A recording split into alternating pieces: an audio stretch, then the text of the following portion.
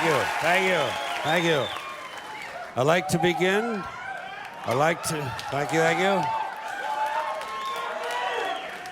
I'd like to begin by saying fuck Lance Armstrong.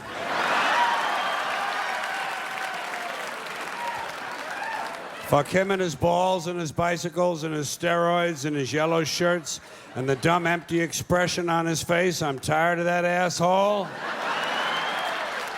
And while you're at it, fuck Tiger Woods, too. There's another jack-off I can do without. I'm tired of being told who to admire in this country. Aren't you sick of being told who your heroes ought to be? Being told who you ought to be looking up to. I'll choose my own heroes, thank you very much. And fuck Dr. Phil, too.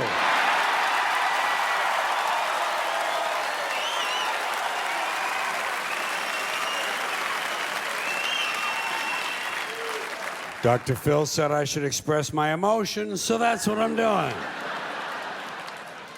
Now, since the last time I rolled through these parts, and I do roll through with some frequency, I'm a little bit like herpes, I keep coming back. But since the last time I might have seen some of you folks, I have had my 70th birthday. So thank you very much.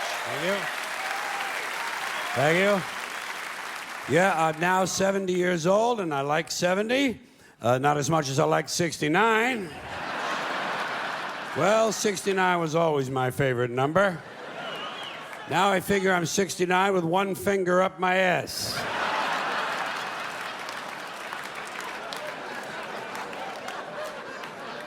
But now that I'm an old fuck, and that's what I consider myself to be, an old fuck.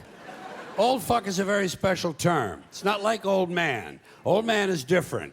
Old man isn't really a time in your life or a period of years. It's an attitude. Old man is a point of view. It's a way of looking at things. Some guys are old men when they're in their 20s. You've met guys like that. They're just wired like old men. Not me. Not an old man and not an old fart, because an old fart is kind of... What I am is an old fuck. It's kind of like a fat fuck. You know what I mean? Fat fuck, tall fuck, skinny fuck, short fuck. Old fuck. Who's the old fuck? That's Georgie. Georgie's the old fuck. In this respect, fuck is actually a synonym for the word fellow. Tell the truth. Don't be bullshitting people. Like I say, there's enough bullshit as it is. There's enough bullshit as it is. In fact, there's just enough. Did you know that? There's just enough bullshit to hold things together in this country. Bullshit is the glue that binds us as a nation. Where would we be without our safe, familiar American bullshit? Land of the free, home of the brave, the American dream. All men are equal, justice is blind, the press is free, your vote counts. Business is honest, the good guys win, the police are on your side, God is watching you, your standard of living will never decline, and everything is gonna be just fine. The official national bullshit story. I call it the American okey doke. Every one of those items is provably untrue at one level or another, but we believe them because they're pounded into our heads from the time we're children. That's what they do with that kind of stuff. They put it in the heads of kids. They pound it in there because they know kids are too young to be able to mount a sophisticated argument against these kind of ideas. And so kids, and up to a certain age, by the way, kids are going to believe everything a grown-up tells them, everything. So kids never learn to question things. Nobody questions things in this country anymore. Nobody questions things. Why? People are too fat and happy. People are way too fucking prosperous for their own good. Everyone's got a cell phone that'll make pancakes and rub their balls now, you know? So nobody wants to rock the boat. And people just gizmo. Americans have been silenced, bought off and silenced by gizmos and toys. And as a result, no one's ever learned to question things. No one questions things in this country anymore. No one questions things. Now, okay.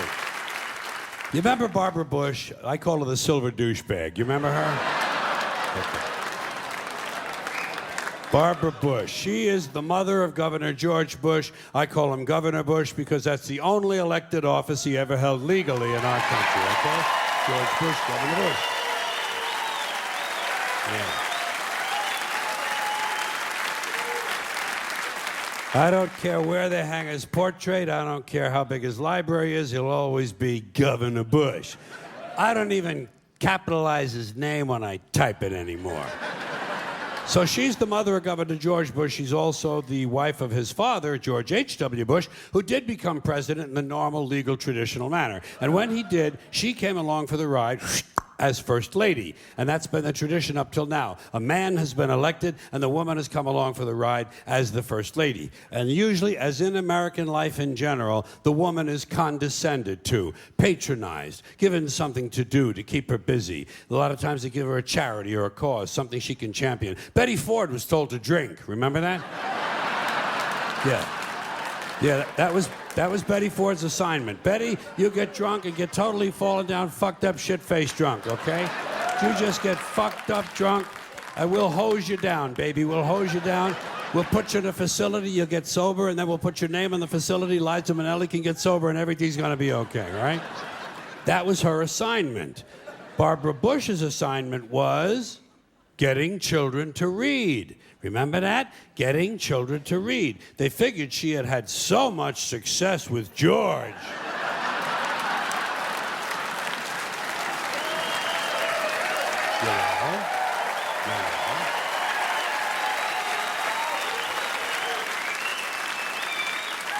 That she would be a natural to get children to read, which misses the point completely. Not important to get children to read. Children who want to read are going to read. Kids who want to learn to read are going to learn to read. Much more important to teach children to question what they read. Children should be taught to question everything, to question everything they read, everything they hear.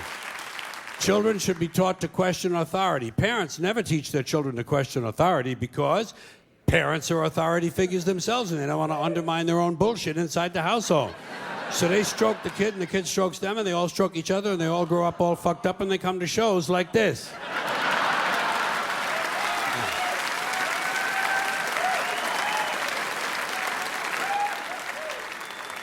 Kids have to be warned that there's bullshit coming down the road. That's the biggest thing you can do for a kid. Tell them what life in this country is about. It's about a whole lot of bullshit that needs to be detected and avoided. That's the best thing you can do. No one told me. No one told me a thing like that. I was never warned about any of this. Had to find all of it out for myself. And there are still, as with you probably, a lot of things that you're expected to believe and accept in America that I personally have a problem with, and I question a lot of these things. Give you an example. I saw a slogan on the guy's car. It said, "Proud to be an American." And I thought, well, what the fuck does that mean?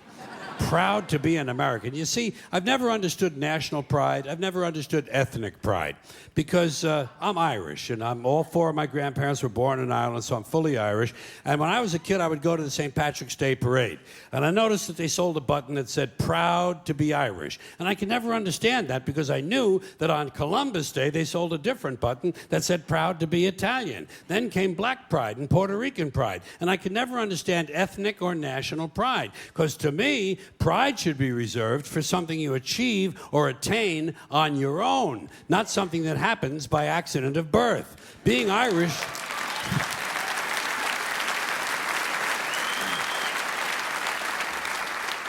Being Irish isn't a skill. It's a fucking genetic accident. You wouldn't say, "I'm proud to be 5'11". I'm proud to have a predisposition for colon cancer. So why the fuck would you be proud to be Irish or proud to be Italian or American or anything? If you're happy with it, that's fine. Do that. Put that on your car. Happy to be an American. Be happy. Don't be proud. Too much pride as it is. Pride goeth before a fall. Never forget Proverbs, okay? Now, here's another slogan. Here's another slogan you run into all the time. God bless America. Once again, respectfully, I say to myself, what the fuck does that mean? God bless America? Is that a request? Is that a demand? Is that a suggestion? Politicians say it at the end of every speech, as if it were some sort of verbal tic that they can't get rid of. God bless you and God bless America. God bless you and God bless America. I guess they figure if they leave it out, someone's going to think they're bad Americans. Let me tell you a little secret about God, folks. God does not give a flying fuck about America, okay? He doesn't care. He never cared about this country. He never has. He never will. He doesn't care about this country any more than he cares about Mongolia, Transylvania, Pittsburgh, the Suez Canal, or the North Pole. He simply doesn't care, okay? He doesn't care. Listen, hey, there are 200 countries in the world now. Do these people honestly think that God is sitting around picking out his favorites? Why would he do that? Why would God have a favorite country? And why would it be America out of all the countries? Because we have the most money? Because he likes our national anthem? Maybe it's because he heard we have 18 delicious flavors of classic rice-a-roni. It's delusional thinking. It's delusional thinking, and Americans are not alone with these sort of delusions. Military cemeteries around the world are packed with brainwashed, dead soldiers who were convinced God was on their side. America prays for God to destroy our enemies. Our enemies pray for God to destroy us. Somebody's going to be disappointed. Somebody's wasting their fucking time. Could it be everyone? Now. Hey.